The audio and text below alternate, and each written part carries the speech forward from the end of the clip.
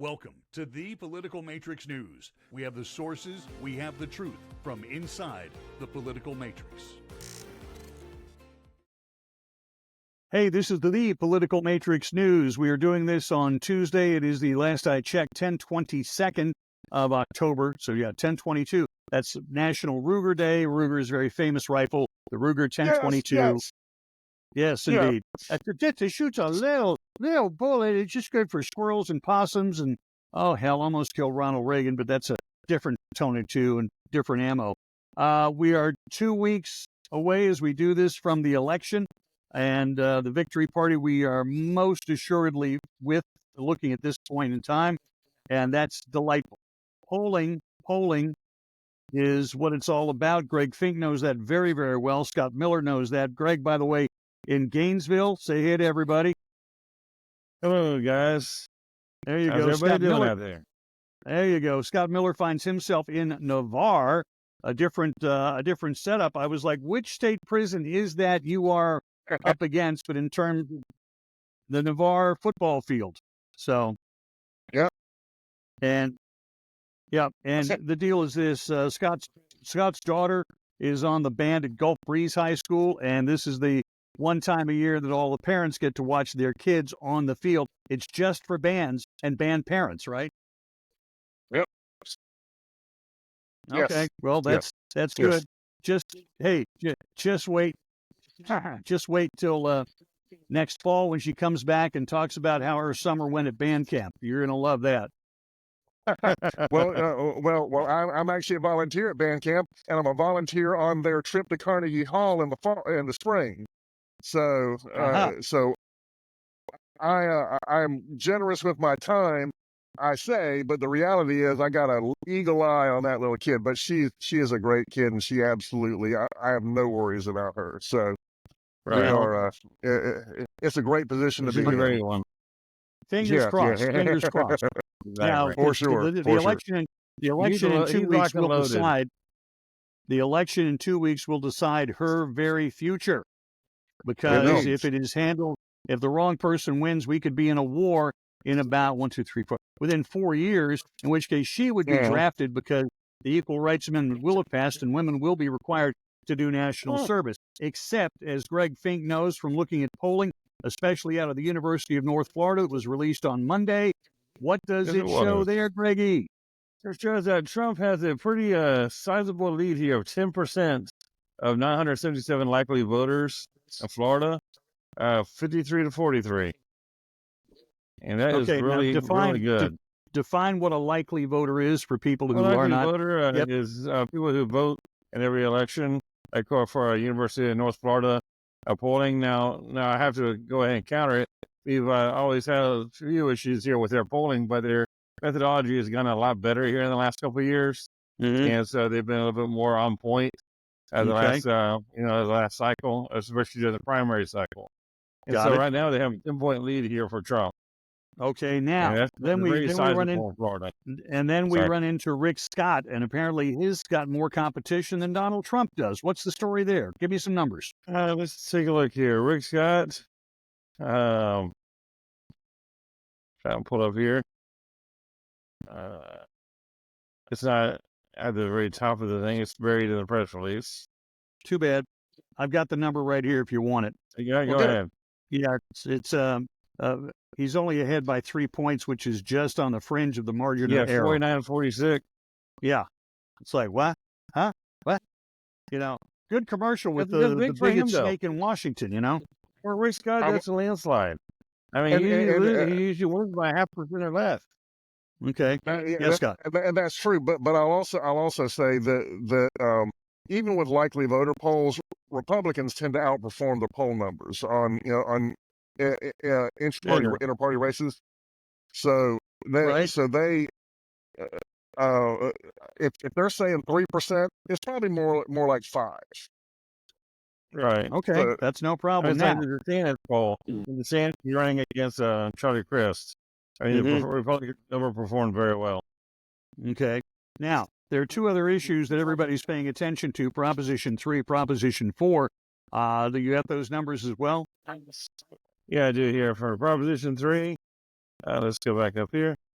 we have, let's see here, 64% say they're going to vote yes, Yeah. as opposed to 32% saying no. And for Proposition 4, it looks like 32% no and 60% yes. You know, I've Okay, got well, real problems with we do need to enumerate what those props are, because I mean, not everyone is dialed into what they are. Correct, yeah. all right, Amendment 3 Prop, has to do Prop with... 3 is marijuana, Prop 4 is abortion. There we go. There's the Yeah, short version. And then, Right.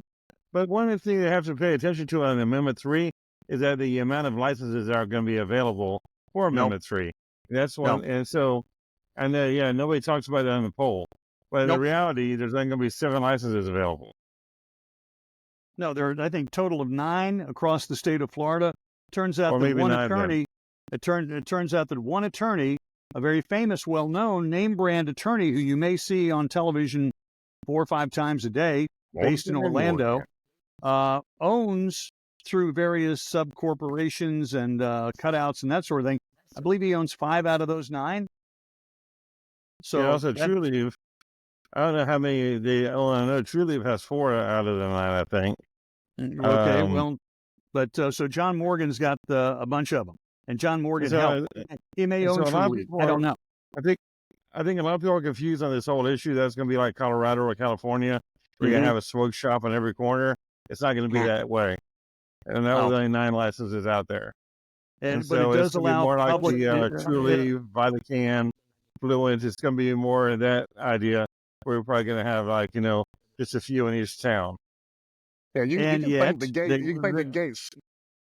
You can thank the Gates family for that situation, because they're the ones that engineered this entire project, where there were a limited number of licenses in Florida, and and I don't know if it's still true, but when it was the compassionate use law was first implemented in 2013, at least 2 or 3 of the licensees, people who wound up being licensees, had connections to the Gates family. So it's always been a burr in my saddle about that, because each of those licenses, originally there were only 5 licenses, and where someone like Colorado had 3,300 licenses, Florida only had 5. So basically, Colorado 1/5 the size of Florida. Each Florida license had a market the size of Colorado. And let me tell you, in Colorado, those licenses are a license to print money. So that's just how ridiculous the system is in Florida, as far as just rife for abuse. And so okay, what was one more Amendment thing. 3? One more. Hold on, let me get in here. Amendment 3, because I think from our days in college, oh, I got some seeds. Let me go plant them in a pot out on the balcony, out on the porch. Yeah, sure. In the windowsill. And that may be where the term pot comes from originally. Maybe. And you will not be allowed to grow your own. You will not be allowed to grow your own. For certainly for commercial sale, I would be hard pressed, since I have a neighbor who has a grow shed in back of his house. And let me tell you, some days out there sitting in the backyard smoking a cigar, I feel like I'm gonna breathe deeply. But he doesn't get in trouble, so I'm not going to get in trouble for whatever I grow. But other people might, if I have an overzealous politician. I'm going with, I got to go no on 3, and I'm gonna go no on 4, because the way they have mixed and matched what you want. In other words, they did not get good, clean bills out of this. No. And I think even Ron DeSantis is no on 4, which you go, how does that happen with everything involved? So there's that. I have a question though. On the no on 4 issue, if the no wins, of course, and then the current bill, which is 6 weeks, heartbeat bill, is there any way they can go back and amend that bill and put like the exceptions, like rape, incest, and absolutely, and the death of the lifestyle or the life of the mother? Right. Is there any way they can go back and put that in there? They absolutely can, and honestly, that is my entire heartburn with almost every one of the amendments, and that's that these things are things that have no business being in being in the Constitution, those things should be statutory things, because one of the biggest reasons is something you're kind of talking about here. If there's a mistake in the language, if there's a problem with how it's phrased or some unintended consequence, then it's going to take another constitutional amendment to fix it. The only things that need to be in the Constitution, the only things I reliably vote yes on, are things that remove things from the Constitution, because the Constitution should be a basic framework. The thing I hate the most in the Constitution is tax policy. They start throwing tax policy in the Constitution. That's the most retarded thing they can do, because of the law of unintended consequences. Mm-hmm. I hear you on that. There are a total of 6 amendments this time around. One has to do with hunting and fishing, and I think that's also a no vote. It's like the positives, the yay votes really are negative towards the issue, and it hurts the overall thing. The other part about polling, which I thought was fascinating, and this came out earlier today, and it's really, really interesting. The expert explains why Trump is the current favorite in the election. The story is from, let me get the guy's name. More than $2 billion have been bet on the election so far. That from Max Lott. He runs electionbettingodds.com. He was on with Fox News earlier today. They use data from 5 different betting sites to display the betting average. They show Trump. Try this on for size. 58.5%. 58.5%. Yeah. Wow. I think he'll win it. I think he's going to win the popular vote this year. Yeah, I think he's going to go both ways, for sure. Go ahead. Sorry. No, I was just chiming in. I mean, you can continue yours, but I think it's very good. Go ahead. I think the McDonald's thing was actually the nail in the coffin, as silly as that was. I think him serving fries and serving the drive-thru and talking to people for well over an hour or so at McDonald's was the nail in the coffin. Yeah, that was beautiful. How CBS News covered it on Monday night. Greg, let me see if we can jump in right here with Nora O'Donnell talking about, what she referred to as a stunt by the president. And she also mentioned that a famous golfer, and he talked about a famous golfer's anatomy. So apparently Arnold Palmer had a really big, what do they show online? It's an eggplant? Is that what they show? A club. Okay. Yeah. Well, there you go. Heck of a driver. You'd have to ask. That's where Big Bertha comes from. She was the only one that could handle it. So I didn't see the speech. I heard about it, and I'm like, geez, guys.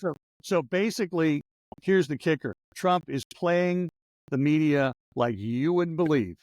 Exactly. Playing them and playing them and playing them, and they are falling for it left and right. Look at Scott walk away. Unless his daughter is playing, he's now laughing.